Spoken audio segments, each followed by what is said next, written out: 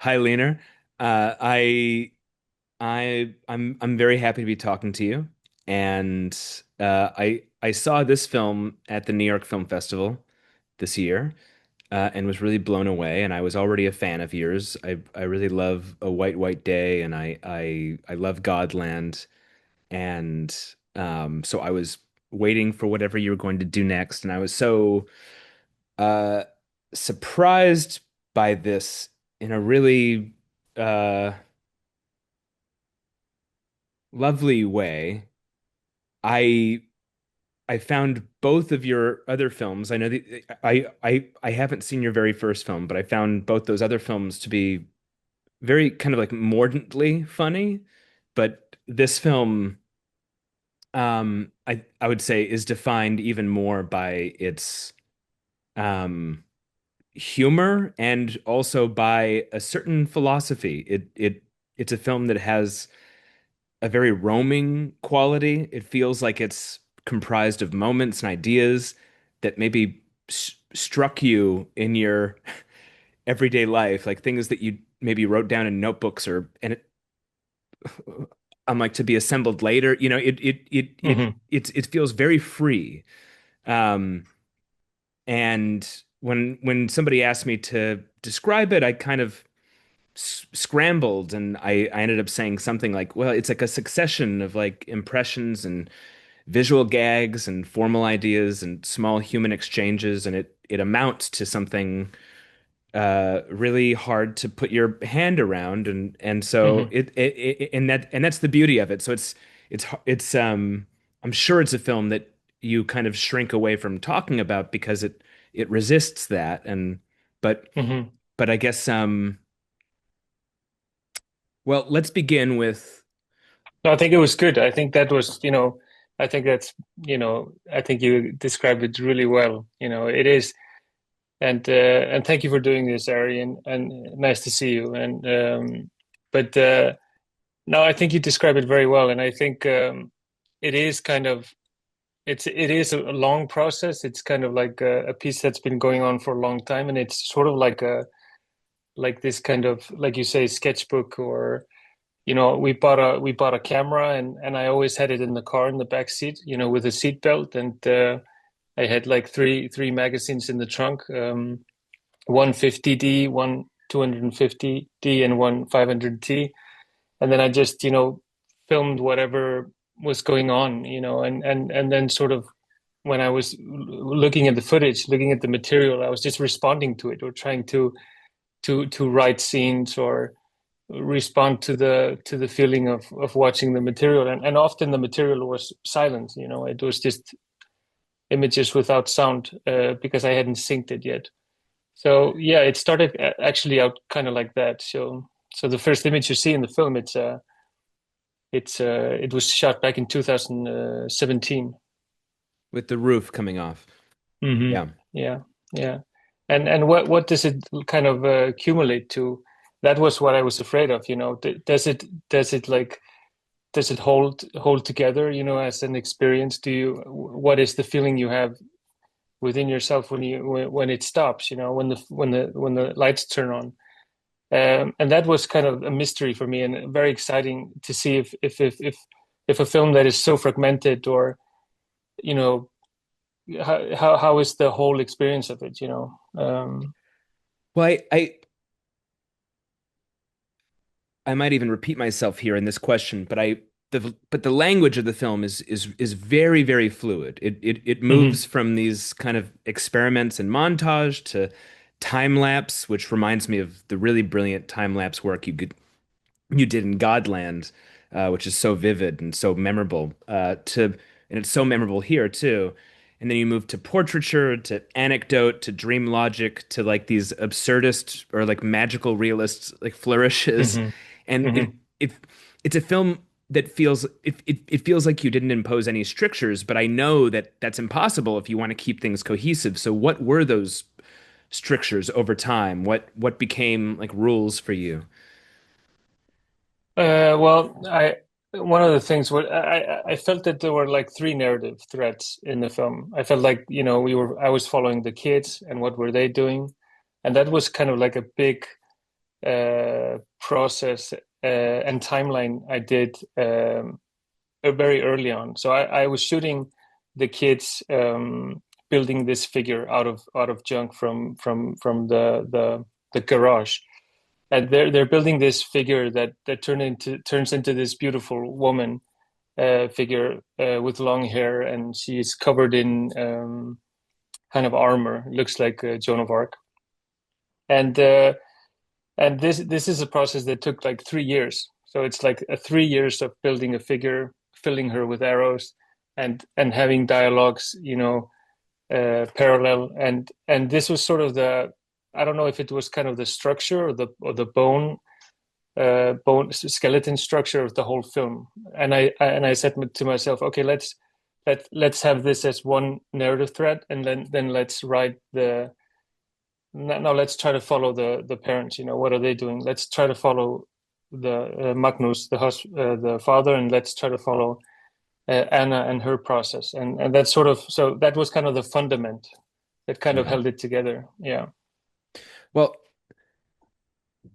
and so talk about this as a divorce movie because that's definitely the spine, but it really feels like a movie that's like stubbornly guided by the rhythms of daily life, and it's also kind of stubbornly undramatic or anti-dramatic and not interested Yeah. in exposition or how we got here or it's really it's stuck in moments, you know? Yeah.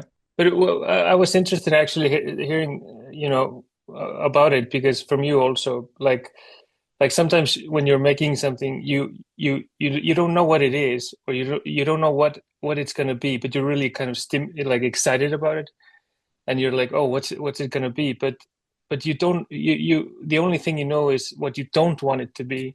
And I think that's often the case when I'm making something. Like, I don't want to make like this kind of drama, or I don't want to make a two shot, or I Yeah. don't want to make like, I have all of these things that I just don't want to make, because I feel like the temperament of the film just doesn't want it. And it's kind of this constant conflict that I have with the narrative. And it's not, I'm not saying that narrative is bad. I mean, I'm stimulated by narrative, and I love narrative, and I love like a flow, like good narrative flow of a film. But I do feel that I kind of struggle with it, or creatively, like what kind of narrative fits this kind of film. And yeah, often the case is I start out by not like having a very, very strong feeling of, okay, I don't want this film to be this, and I don't want it to be that, but I want it, and then I find out then what is it actually. And in the case of this film, which took so long, it didn't, it's not something that I preconceived or decided. The film, it decided it for itself. It just became like that, without me even noticing it, in a Yeah. strange way. Yeah. It feels that way. It feels like you were guided by uh guided almost more by the things you wanted to avoid, Yeah. that Yeah. there's no melodrama, Hmm. um and yet and there are no real, like scenes of uh Hmm. you know a abject suffering, but Yeah. it Yeah. is about a sort of suffering, and I think, for me the film really came together and kind of lingered with me in that final shot where it's like, oh yeah, the film is about being adrift. Hmm. And that's Yeah. and what a beautiful way of kind of getting there. And and that ending is the ending is bleak in a way, but it always retains its lightness and its poetry, and it yeah, I don't know if you want to talk about that last shot, but I was Yeah. curious how you arrived there. Yeah. I think the ending was, I had a couple of ideas of how to end the film. And I knew that I wanted like I knew that I wanted the bomb to explode, and I knew that I wanted like the sound of it to echo, um, like around. where they live, or like the surroundings, or the places that we've seen before. So we kind of revisit them before the film stops. So I knew that, and that was a very kind of strong feeling. But and I knew that I wanted them to be spending time together, not something too sentimental, but just doing something like this kind of mundane, everyday kind of, out having a lunch pack, or like doing something together, like we do a lot here, like the just being together in the outdoors. Um, and then I decided when we tried to film Magnús floating in the ocean, I didn't know that it would be so long. I didn't know that we would kind of end with it, but when we were filming it, I had this very strong feeling of, okay, this should go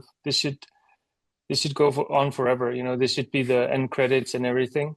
But I didn't feel like the light was right. The weather wasn't right, because it was so cloudy that see the you didn't really see any colors in the ocean or anything. So I knew that I would want to shoot that again.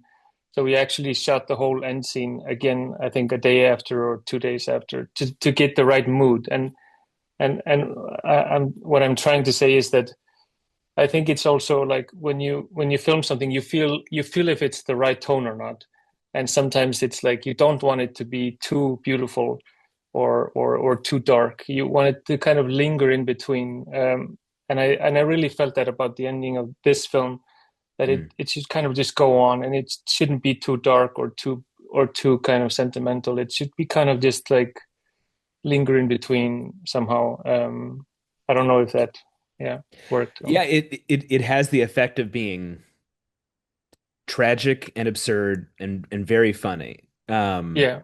Which the whole film is. The film I think is defined more than anything else by its playfulness, its sense of Hmm. play and its sense of like fun. It really feels like a film that in the best possible way was fun to make and was maybe um there's this roaming quality and it feels like you're Hmm. roaming through the film yourself and finding it um and the effect for me as a filmmaker, I it th there's so many flourishes that gave me these little jolts of pleasure because Hmm.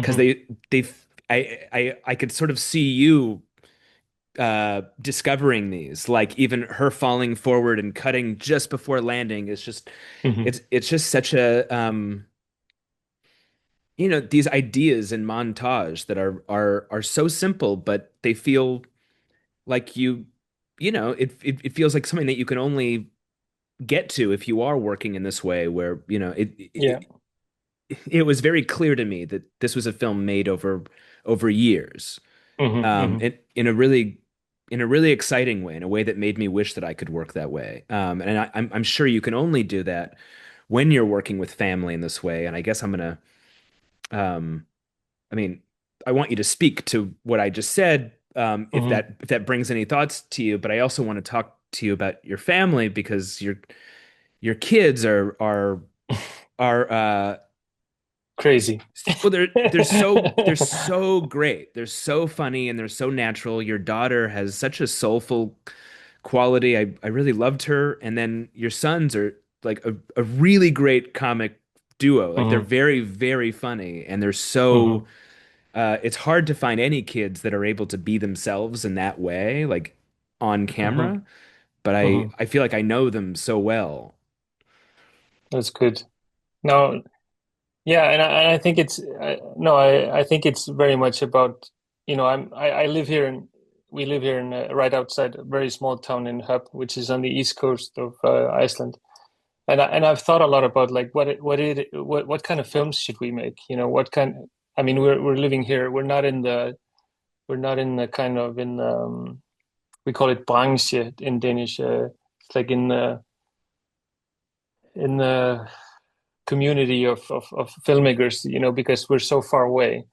And it's yeah, I've thought a lot about like what kind of films should we make, and how do they look, and how can we do films our way. And I mean, we know that we can't have we can finance like very big films, but how can we stretch films over a long period of time and think about a body of work instead of thinking about only one singular project. So with my producers that are both Danish and Icelandic and French, and we've tried to make some kind of collaboration where it's that we're kind of always making something, that we're like always filming something, and we're always receiving, like every 3 months we're receiving footage that we've just scanned or and developed, and some of the shots are for project A, and some are for project B, and some are for like a project in the long future if we can get it financed ever in our life. So it's kind of, I think it kind of, this film grew out of that kind of playfulness and kind of freedom to just maybe also just freedom to capture, because I always felt like that the problem for me sometimes with cinema is the lack of immediacy, that you kind of, you have an idea and it's like really, you're burning for it, and you just want to go and capture it now, and you can't, because you have to finance it, and you have to do all of these things, and then it takes years, 3 years later you're ready to film the scene, and I just wanted to kind of flip that and just be really immediate, and if I want to shoot a scene, I could just call my fellow filmmakers, and we can do it in a weekend, but that means that there are also complications, and that means that you're not, you often have to write for what you have, and you have to write for what's around you, and you can't create it from scratch or build it from scratch, and there's not a lot of money to go around. So there are ups and downs. I'm not saying that this is some kind of perfect thing, but it does open for capturing moments of magic and moments that are really hard to create sometimes, because a big part of them is real. Yeah. A big part of it is really going on. We're capturing something that is very fleeting, and then that we're able to capture because we're like a guerrilla filmmaking team, and we're very light on our feet, etc. Yeah. But I'm sure that, for instance, when you're like on the boat, I'm sure that's something you have to prepare for and then stay there for as long as you'll shoot, or tell me about that.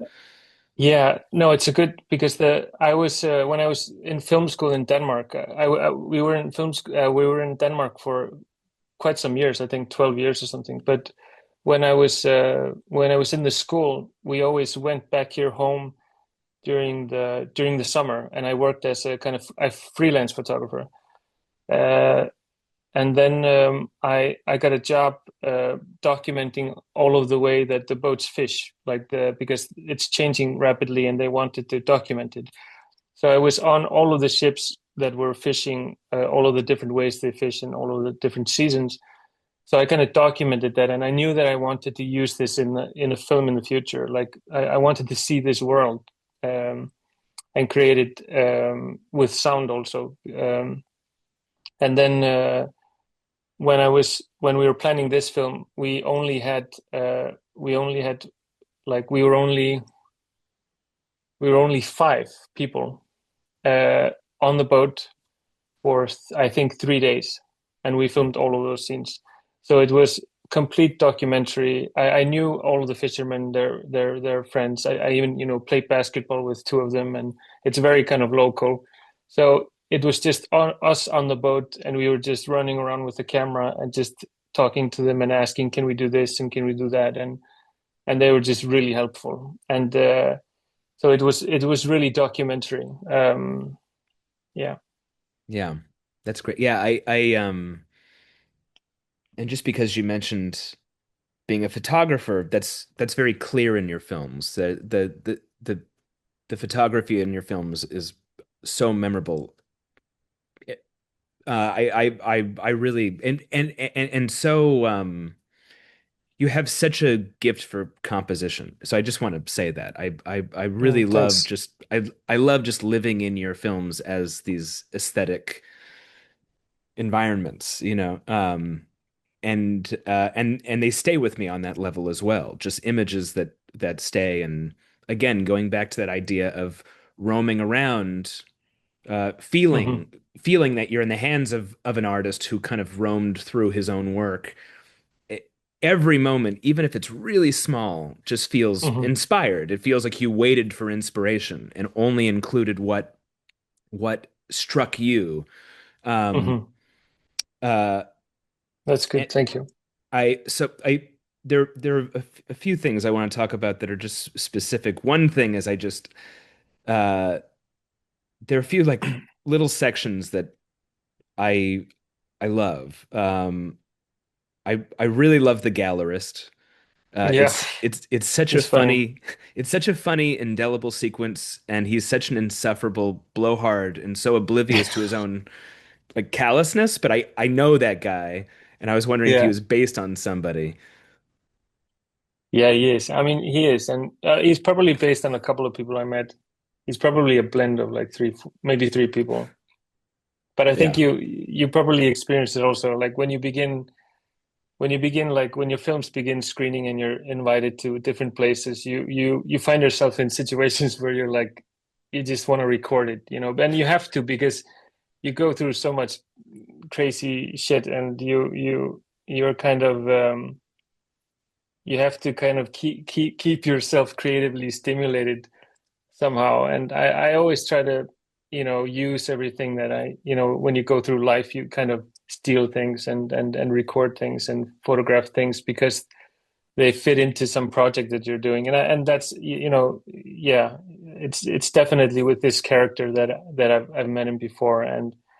But it's not like, I'm not like kind of, I hope it doesn't go through as kind of some kind of bitterness, or it's more like it's fun, and I thought it was so fun to write the scene and the whole sequence, and I thought like, wow, it's like way too long because it's like it's so no. many pages. And so it was like the biggest chapter in the film, and it's like a character that just comes and goes, and but it felt like it felt right because I was like I thought it was so much fun to write him, and when we casted him and we tried the scene and everything, we just really wanted to make the whole sequence and give good time to it and not rush it.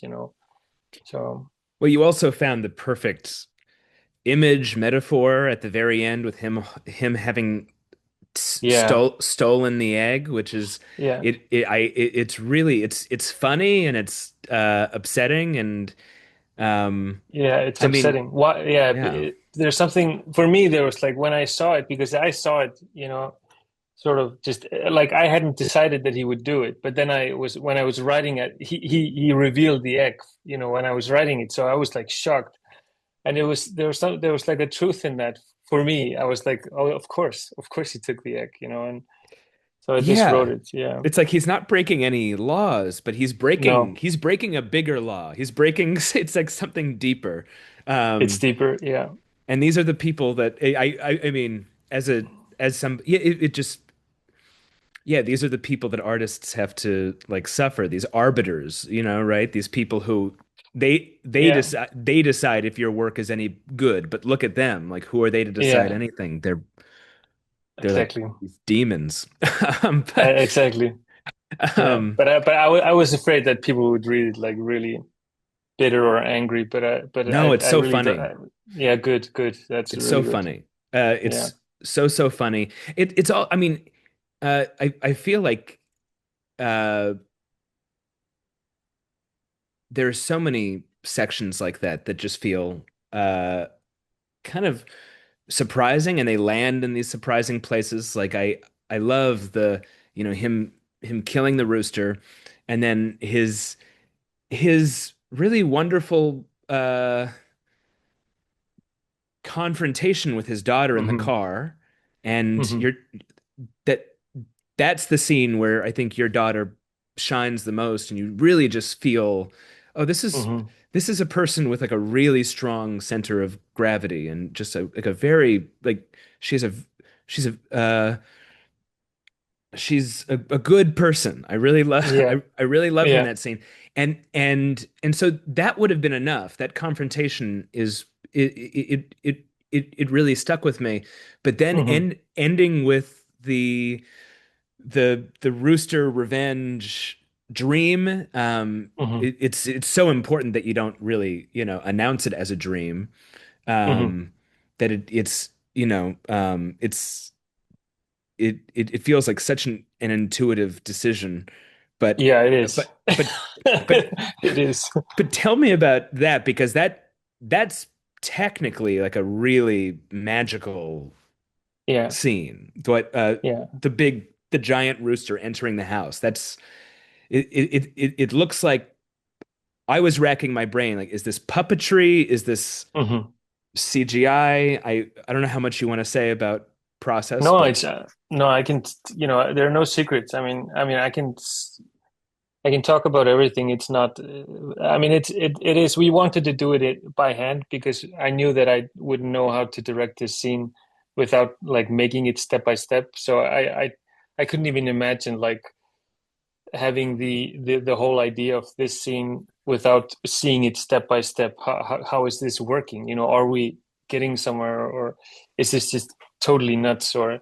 And so we did it all. We built a set, and we built a giant rooster, and we kind of worked our way self through the scene step by step. Like, how do we do this, and does this work? And then when we had tried it out a couple of times, and we had a big stunt crew of I don't remember how many there were, but there were probably 10 at least with wires and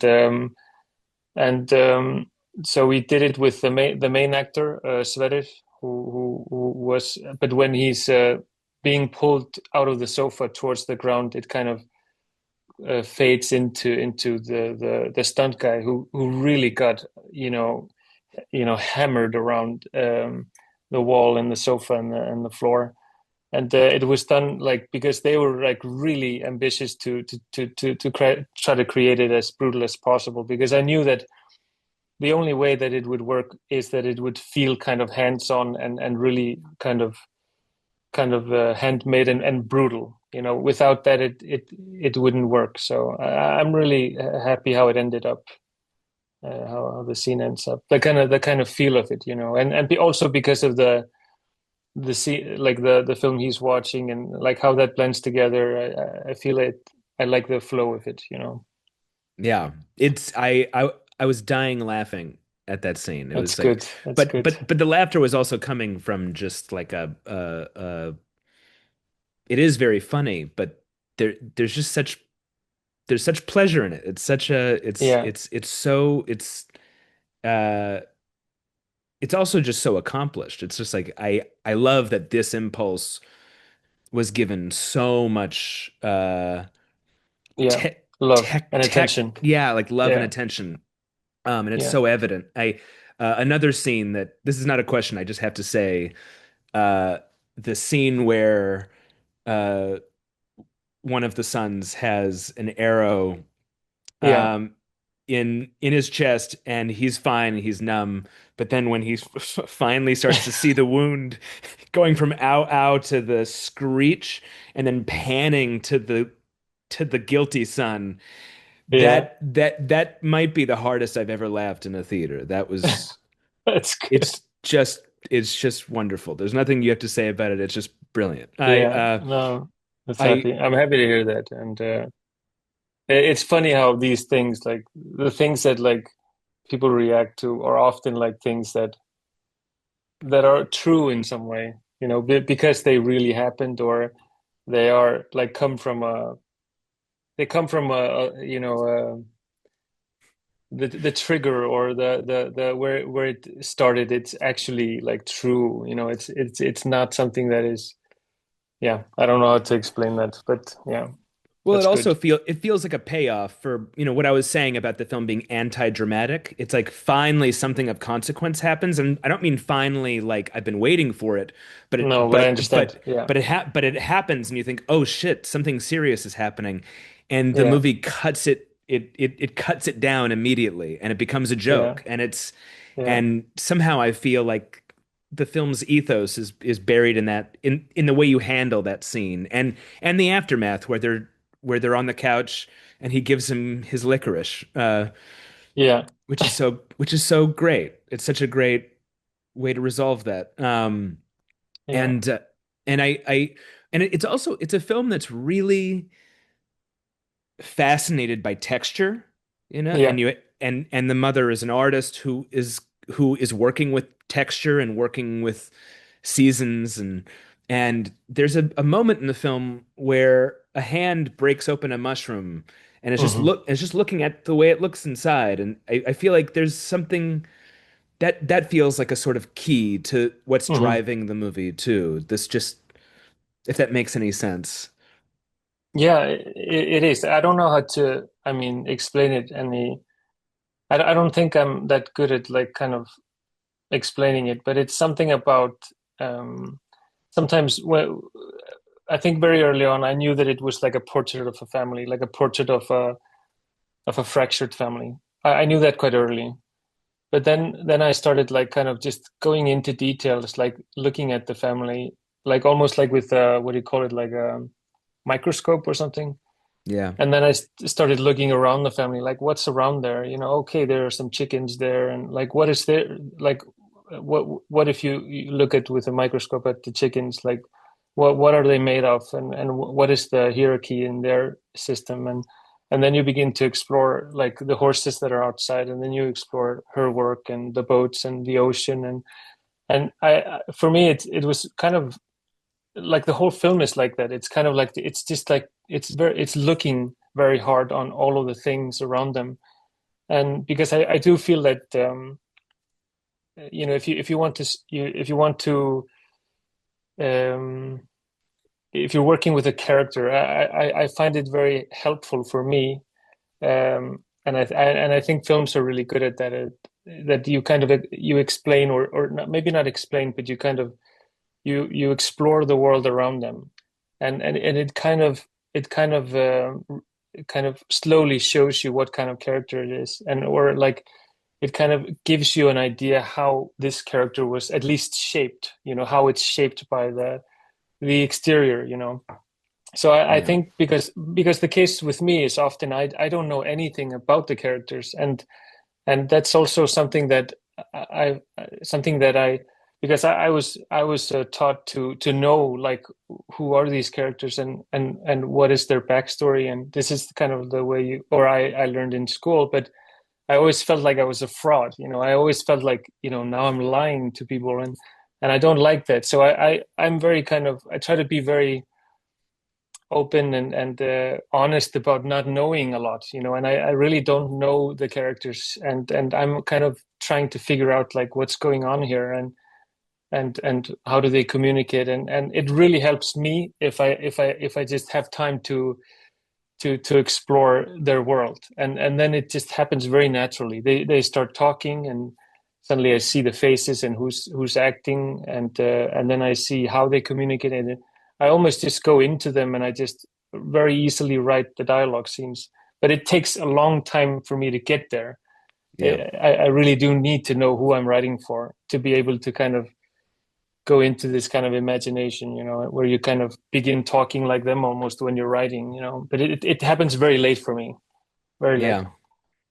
Yeah, it feels that way. It feels like a film that was in a way allowed to write itself. It feels like it feels like another metaphor for the film might be like just gardening. It just feels Yeah, like you've cultivated this environment that is given the space to kind of appear. yes. Um Uh, and Allow it to surprise and allow it to go like, for example, you know, and you know when something grows to the right and completely out of proportion, like a scene with the gallerist. Do you allow it to grow there, or do you yeah, cut it? And you know, do you think about, okay, now it's too long. It's taking focus from the narrative. I mean, that would be the normal way of thinking about it. But if you're stimulated about it, if you feel something, you don't know what it is, but you feel excited. Like, why yeah, cut it then? Like, and that's a filmmaker question always. Like, what am I? You know, am I doing something that is preconceived, or am I doing something that is completely reactive to the interior right now? You know, do I go like it's music? You know, that's always the question, you know. I think it's with this one, it was very much music, you know, just going with it. yeah. No, it feels Yeah. that way. It feels that way. It's very And it's a movie that's very sensitive to nature and very sensitive to animals. It's a movie that Hmm. clearly loves animals. And I'm assuming Panda is your dog. Yeah, yeah. Well, our family and my mother and father. She's Okay. like she's our dog. Yeah. And yeah, yeah, the animals, that's part of the surrounding, looking at the surroundings, I think. Like who is around you, and Panda is there, and she's not only there, but she's like, a big part of the family. So naturally she just became a big character in the film. It was not something that was planned. It was just she was always there. So so let's start, almost like, okay, she's in the frame, okay, then she's with us. And it was not preconceived or anything like that. Yeah. Um, and I need to wrap this up, but you likened the film to music, and I think that's right. That feels apt to me, but I should ask you about the music because I I feel that so much of its identity is in that beautiful piano. I don't know if I should call it a score because I believe that the music existed before you made the film, right? It's like an Yeah. album that you were using. Yeah. Yeah, Tell it's me a about finding that music and yeah. yeah, I mean, I didn't think there would be any film music in this film because I thought they would sometimes be listening to stuff, and I thought we would hear that, she would be listening to someone, and then we would kind of hear the music through her, or through the car radio or something. But when I was looking at some of the footage from long before, uh, what do you call it? What do you call it when you shoot a film, like the main shooting period? Production, right? The Yeah, production. Like before that, I was looking at footage, and I was listening to this album called Playing Piano for Dad, which is made by Harry Hunt. And so the footage I was looking at was without any sound at all. So I listened to music while I was looking at the footage. And it was, there was something very strange because they were just talking to each other. Like the sound of the album, like almost like the room tone of the where he was playing the piano was felt like the same room tone as in my film. mm. And it was the only music that did that. And it was so strange. So I contacted Terry, and asked him if he would like to collaborate in some way, or we could do some kind of work with the album, or he could create new music. And it just, we just clicked very well together. And also with our editor and sound designer, Julius and Björsi, who, I mean, basically Julius music edited the whole film with the music, with his album playing piano for dad. And then Harry made these kind of clarinet recordings on top of it, because it really helped with a little bit of breathing, kind of breathing sound, breathing instruments. So this was kind of the collaboration. So it was like really kind of, it was like, yeah, I don't know, but maybe everybody says this, maybe it's a cliche, but I really felt that when we were mixing it, I couldn't even imagine it without that music, and because it was suddenly we were using the whole album almost. It was almost like every minute we were using it, so it was very strange. Yeah. No, it feels uh it feels inextricable from the film. Yeah, It feels like yeah, you couldn't take it away. it's a good word. That's a good word. Yeah. Um, well, Hlynur, thank you for talking to me. I really love this film. Thank you so much. I just watched it again last night. I've watched it twice now, and I know I'm going to be going back to it. It's just a really magical, beautiful, singular film. There's nothing else like it, Um, and I'm so happy it exists. So, It's that's beautiful. Thank you so much. Thank you so much, Ari. It's I'm really honored that you wanna.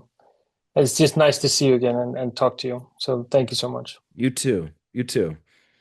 All right. Okay. See you soon. See you, Lena.